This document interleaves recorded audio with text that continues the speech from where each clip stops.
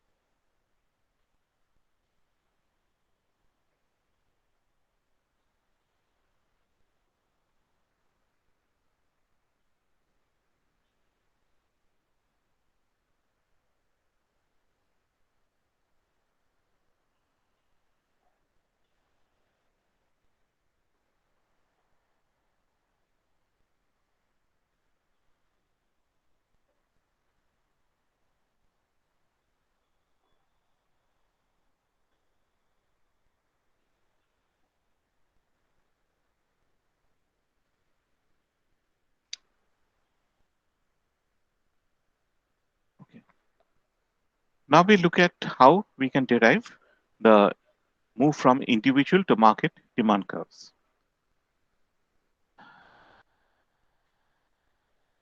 In case of a private commodity, this is for a private commodity. You can see that we have different levels of prices, and QA and QB are giving uh, these are the demand curves for different persons. So at price P, the total demand is 20 plus 0 equal to 20. This is when price reduces, QA goes up, but B still doesn't demand anything. So it's 24. And after this point, B starts having a demand. So now it is QA plus QB is equal to 40. So the aggregation, what we have is horizontal summation. That is QA plus QB for a particular price gives the demand curve for that set of prices. So we have two demand curves. This is for QB and this is for QA. And you can see that at price 10, this is the demand curve of the first person. Here, it's still only the demand of the first person, but now we have QB plus QA. So that means now the market demand curve will be this much. Okay. So that means from this point, when QB starts, the market in up to this point, the market demand curve is the same as QA, but after this, the market demand curve rotates upwards. In case of a public good, however, the market demand cannot be derived in a similar manner. The reason is that QA is equal to QB equal to Q. So we have to find out the corresponding prices PA and PB for QA and QB and sum vertically, not horizontally, to get the price. And this will give us the market demand curve. So that means for a particular quantity, QA or Q, we ask both the people to state the price that they're willing to pay. And we sum up the prices. In case of a private commodity, we sum up quantity given prices. In case of public goods, given quantity, we sum up prices to get the market demand curve. So that means vertical summation of individual demand curves will give us the market demand curve. P is equal to PA plus PB for each output level. So over here, we can see two demand curves for PA and PB respectively. So at a particular quantity, this is the price that they are offering. This is the price that A is willing to pay. This is the price that B is willing to pay. So the total price is PA plus PB. And for a different quantity, we have this is the price that A is willing to pay, B is willing to pay. This is the summation of PA and PB. So this goes on over here. After this point, uh, A is unwilling to pay any price. So the market demand curve is same as that of B. So that means the demand curve will be like this. There will be a kink at this point when A's demand curve becomes 0. So given this type of demand curve, how do we obtain the optimal supply of public goods? So we have the two demand curves for A and B given by the blue lines. The green line is market demand, and we have the marginal cost or the supply curve. So aggregate demand and aggregate supply is equal to this at this point. So this gives the optimal supply of the public good and the total amount of price that will be charged from the consumers. So B will be charged a price this, A is charged a price of this, and the total is the total price charged by the producers, the total revenue of the producers, which covers marginal cost. Now the problem over here is that if there are a large number of producers, we can have strategic behavior. Suppose there are 1,000 identical persons who are, identical is assumed just for convenience. Each of them are prepared to pay rupees 10 to obtain 5 units of the public good. So 1,000 into 10, that means, this should be 10,000. So we get this is the marginal cost curve, this is the demand curve, and what happens is that suppose one of them says that, look, I'm not willing to pay 10 rupees, I'm willing to pay only 7 rupees. So what happens is that the market, the price, the demand curve will be 999,7, not 10,000. Sorry, there's a mistake over here. It should not be 100. It should be 10,000. Okay, so it's something like this, that if the second person is lying, then if he tells the truth, this is going to be the demand curve. If the second person is lying, this is going to be the demand curve. So what happens is that if the dotted line is a true market demand curve and the blue line is the observed or stated demand curve when one person is lying, we see that the quantity supplied decreases slightly. The price falls, the quantity supplied also falls. Now, if you have only one person who is free ride, this is called free riding. So if you have got only one person who is free riding, it's not a major problem. He reduces his demand. All people are affected, but they are affected by a very small amount. So it's not a big deal. So people feel that they can understate their preferences and they can consume even without paying a price. The problem is then everyone will observe him, and either everyone or at least a very large number of people will start to behave in a similar strategic manner. So all of them will see that, look, I don't want the commodity, so I'm not willing to pay for the 10 rupees. I'm not willing to pay anything. I will not consume the commodity. And when the commodity is supplied, they turn up and start consuming. As a result of this, what will happen is the supply will fall significantly. Now, how relevant is this problem? Is it a major problem? So it was examined in a paper by Marvel and Arms, published in Journal of Public Economics, and they conducted an experiment and showed that free riding does exist. However, in the sense that subjects do not provide the optimum amount. However, they voluntarily contribute substantial portions of their resources for providing public goods, and they invest on an average between 40 to 60%, which is quite substantial. However, there's one exception. There's one group which invested only 20% of resources, and this was the undergraduate economics major students. So these students, it was observed, even though they did not know what was free riding, economic students tended to free ride.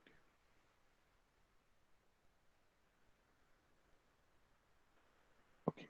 Now we come to the concept of club goods. We have seen that even if exclusion can be applied to public goods, it should not be applied to them.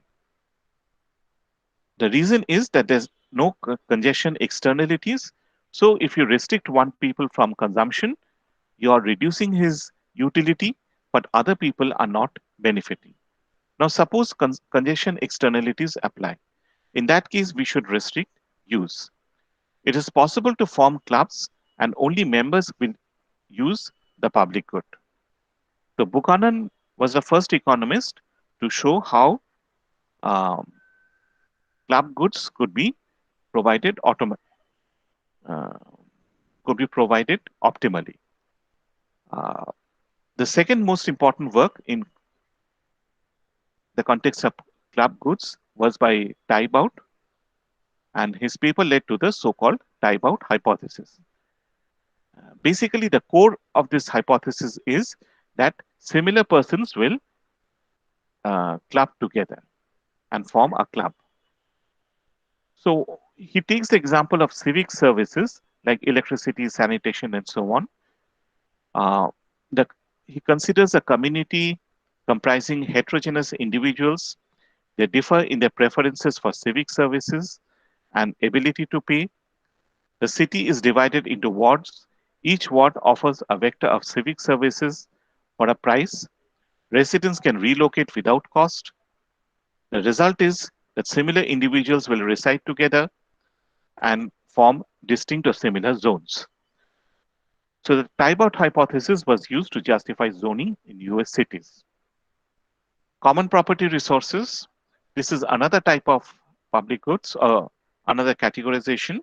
They are not public goods because consumption is rival. However, we cannot apply exclusion to them, or even if we can apply exclusion, it's very difficult, very costly to apply exclusion. Generally, common examples of common property resources are environmental resources. So you have groundwater aquifers, fishing, common grazing land, and so on. The most important work, again, was by Garrett Hardin, a biologist who wrote a paper in Science 1968 called Tragedy of the Commons. Hardin showed that common property resources were always overexploited, and this resulted in the degradation and inevitable exhaustion of the natural resource. So he considers a case of people who own uh, cattle. The cost, and now the decision facing each individual is whether they should keep an additional cattle or not. The cost of adding to the herd is shared equally by the community. The reason is that if you add to the herd, then grass will be in shortage. So milk production will fall, but it will fall for all the persons. The benefits in terms of you have an extra cow, you get more milk and you sell it to them. These benefits accrues only to the cattle owner. So Hardin argued that in such cases, the commons will inevitably be overexploited and degraded. So this can be shown using a game theoretic framework. So the two persons A and B have two options: increasing herd size, keeping it same. So if they keep herd size same, they neither have any cost, additional cost, or benefits. So it's 0, 0. If B increases herd size, then the cost is in terms of the cost is 4, and this is borne by the person. Acha. So that means his profit will go down by -4. In case of B, his benefit will go up by 5, his cost will go up by 4. So 5 minus 4 is 1. Since it's a symmetric matrix, this option where B keeps herd size same and A increases herd size, that is same as this one. So it's 1, 4. On the other hand, if both of them increase herd size, then both the benefits increases by 5. However, the cost is -4 minus 4. The first -4 is because he increases herd size. The second -4 is because the other person has increased herd size. So therefore, the reduction in benefits is -3 for both persons. Now, as you can see, uh, it is the strategy of increasing herd size dominates that of keeping herd size same. So both A and B will increase herd size, which means that this is going to be the equilibrium, or rather the suboptimal equilibrium, because as you can see, uh, they would actually do better if both of them move to this point, 0, 0. None of them increases the herd size. So this is the optimal herd size, but what they will actually do is increase herd size so that they end up in -3, -3. So Hardin argued that all community managed resources should be privatized. Now, this has been criticized by subsequent writers. Elinor Ostrom, who won the Nobel Prize in 2009, argued that there were many community managed resources which were being sustainably managed for centuries. The irrigation system in Spain, Philippines, the fishing in main lobster fishing in main islands, common grazing land in UK, US. So Hardin's tragedy of the commons model is not really applicable or true. Finally, we consider the case of merit ones. So this is a type of goods which are not related to public goods, but for anything better, we are going to include it over here. So the definition is a merit want is a commodity whose consumption is desirable from social point of view. We can say that it's the helmet for motorcycle riders, safety belt, immunization. Merit want can be bad also, alcohol, drug, and so on. So individual derives benefits from bads and but incurs cost for goods. So they are reluctant to curb consumption of bads because they get benefit. But in case of good merit ones, they incur cost, so they are reluctant to increase consumption. So therefore, the government has to uh, control the consumption through an appropriate policy. It can be tax, it can be subsidy, it can be a command control, whatever. So the classic reference for public goods is by Leif Johansson. C.M. Allen, Theory of Taxation, also provides a very good summary. None of them, I think, are available on the net. So you can read Pinnick and Rubenfield's Microeconomics or even Perloff's Microeconomics. Both of them deal satisfactorily with uh, the topic of public goods. In addition, you may want to read Richard Thaler's two-part article, Anomalies. Uh, they are, it's a bit advanced paper, but you can just read it to see that in many cases, the behavior as predicted in theory does not fit in with the behavior observed in experiments. Okay. So we have finished public goods. So thank you. That will be all for today.